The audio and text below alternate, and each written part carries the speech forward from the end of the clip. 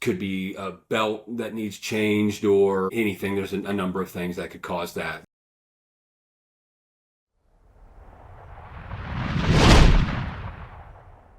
If doors are hard to pull open, it could be an example of the exhaust, outdoor air overcoming the exhaust, and sometimes places get remodeled or whatever, and the exhaust systems don't get rebalanced. So it would be crucial to rebalance those systems to ensure you're getting proper airflow. If a door is standing open, that would be an example of maybe needing the rooftop unit or air handling unit looked at and making sure that when it does go into economized mode, that there is place for that relief or to relieve that pressure. Could be a belt that needs changed or anything. There's a number of things that could cause that to happen. Another example, if you are changing filters too often or more often than you should, maybe the air needs to be balanced or dialed in, because if for whatever reason that system or unit is calling for more airflow to be pulled through the filters, it's just inherent that those filters are going to get dirtier faster and thus need to be changed more often. So it would be a good idea to get that system checked and then possibly balanced to make sure you're not